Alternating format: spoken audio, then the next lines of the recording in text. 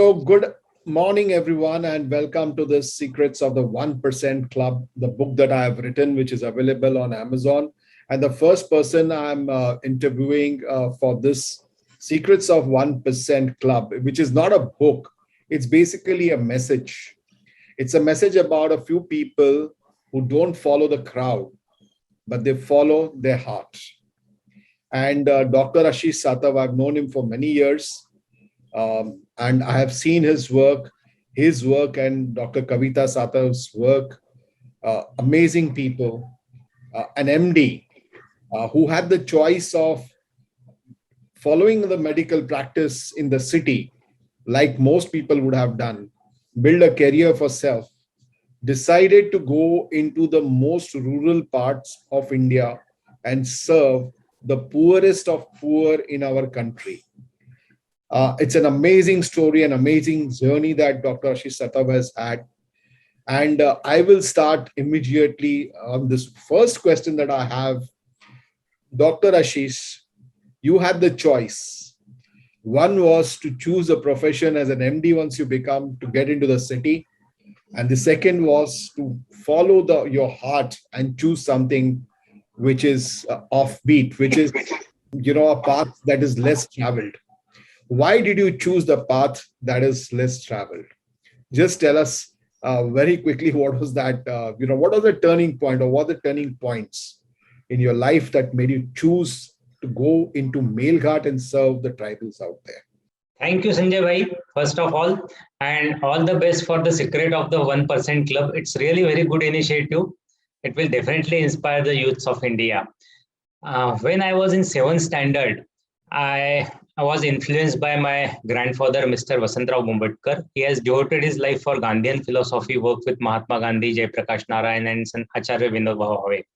Mahatma Gandhi has written in his book of Experience with Truth that real India lies in villages, and youth should go for village reconstruction to serve the real India. And that inspired me when I was in 7th standard. At that time only I decided, from my heart, I liked it. My brain was mesmerized by the Gandhian philosophy. And so I decided I will follow this path of Gandhian philosophy. And when I joined medical college, I looked work of Dr. Abhay Bang, Dr. Prakash Amte, who were working in Gadcholi tribal area. And I also visited Melghat and one in Karnataka, Dr. Sudarshan. I realized that the tribal area needs doctors to a great extent. There were no medical facilities in Melghat, only 2 primary health centers. Most of the patients, they were poor tribal patients. Melghat is a hilly forest, difficult to access tribal area, highly impoverished tribal area.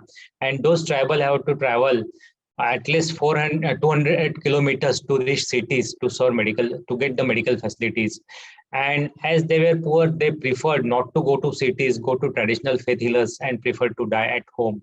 That really my mind and heart and my heart of my wife also, that troubled us a lot. Hence, we decided that we will start our hospital in such a remote belt of tribal area of Melghat, India. So, Dr. Ashish, tell us, how did you prepare for this life, which is so difficult and tough, as you say, a very disconnected place, a remote place. It doesn't even have electricity. Did not have electricity when you had actually gone there first. Didn't have any infrastructure for building an hospital.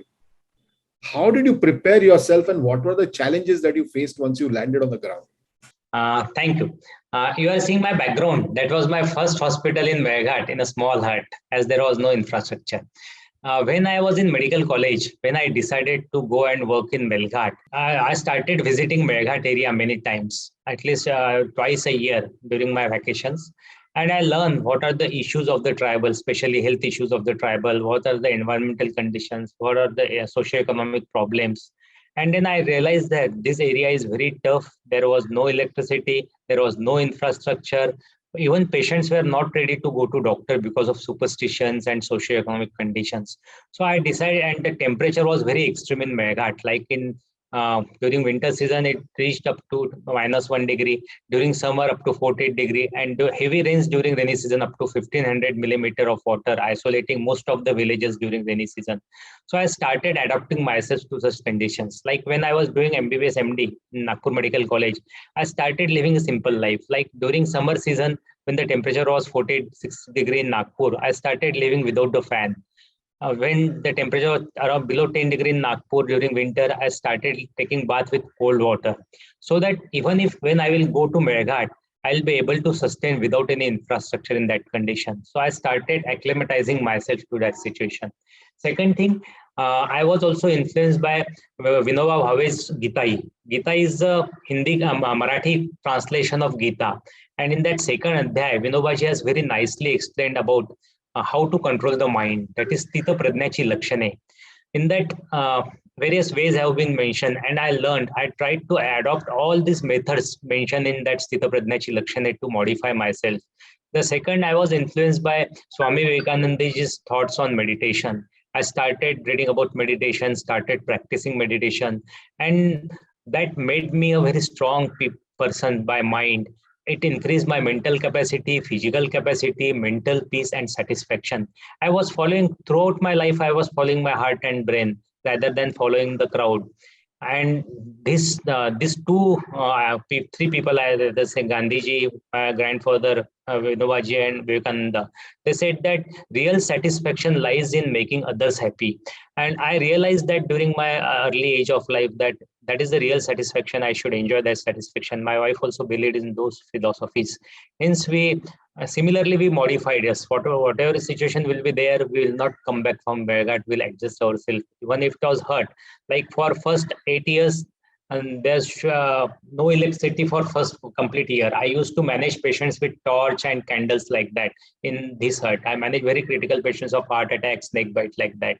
So I adjusted myself accordingly and made myself ready to fight with situation. Dr. Ashish, that's so amazing. And one of the secrets that you are sharing today, very important one, which I think the world needs to know, is that the real satisfaction is coming from the fact of serving others. The real happiness that, the message that I think you were sharing is coming from serving other people. And tell me now, when you look back at your career, what is it that you have gained by following this path? And do you have any regrets of having followed this and not gone with the crowd?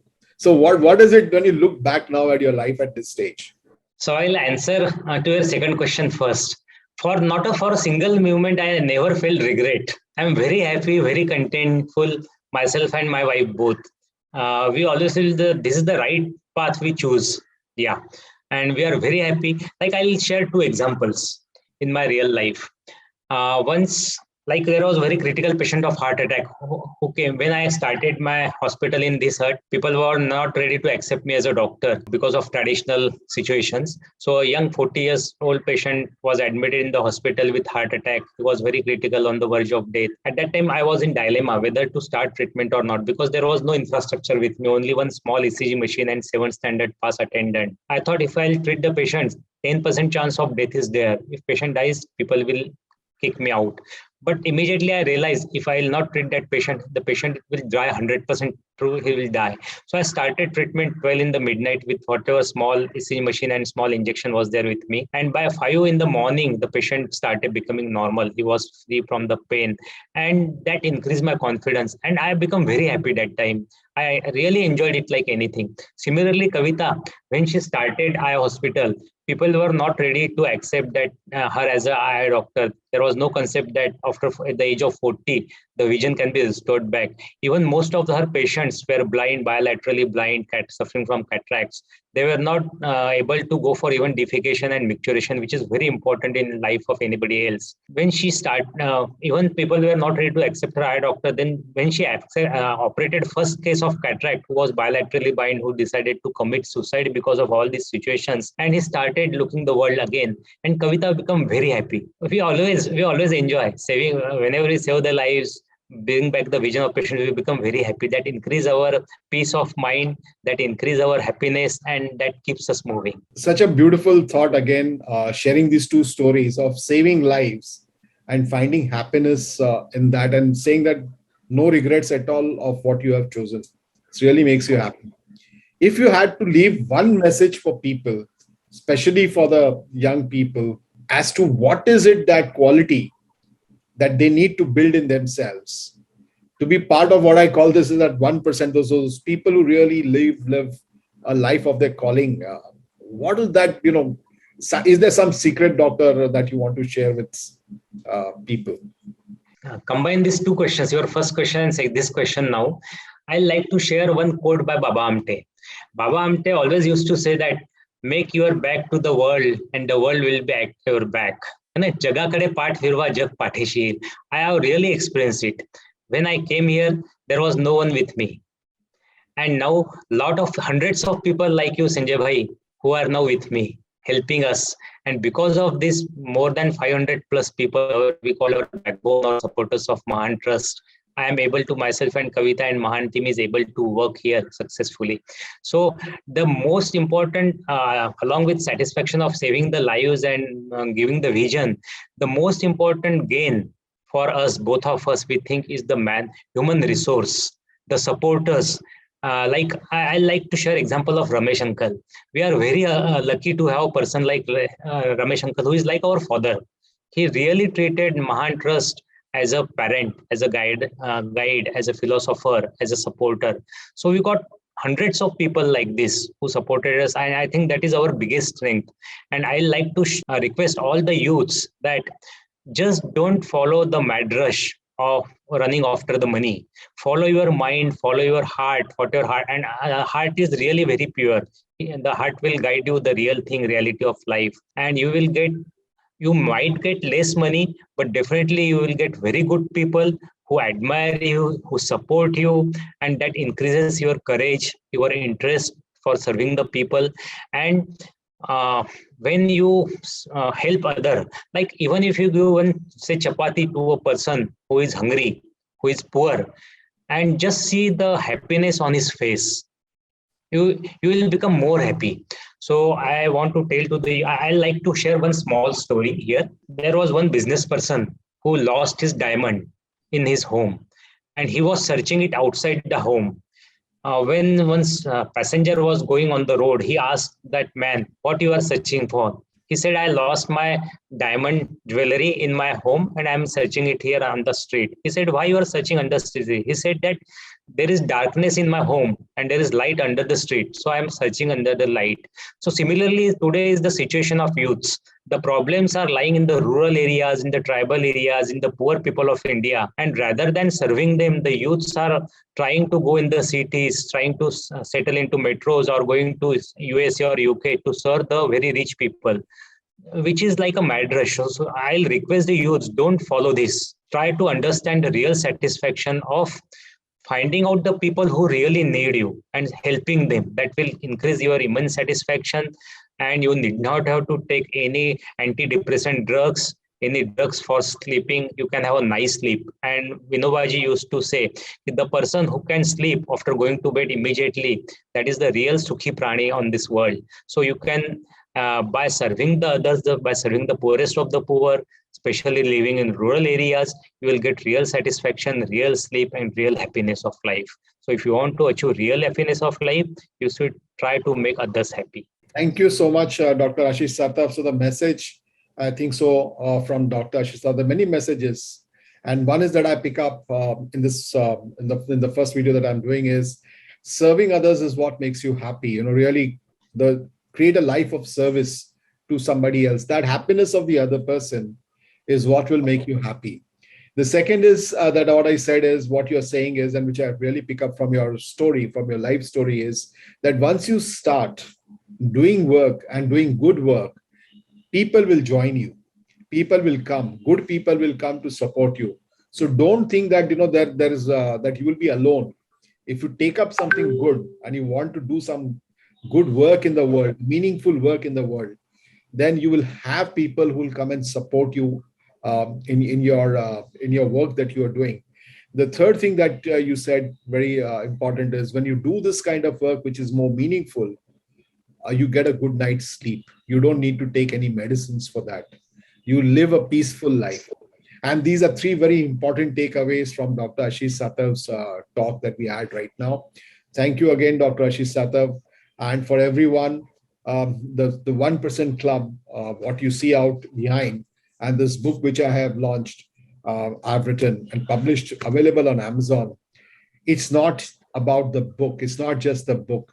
It is people like Ashish Satav. It's a movement. I think it's more of a message and a movement that should exist in the world, that live, create, and live a life of meaning and worth. And that's what the whole message is, from that I want to leave you all with.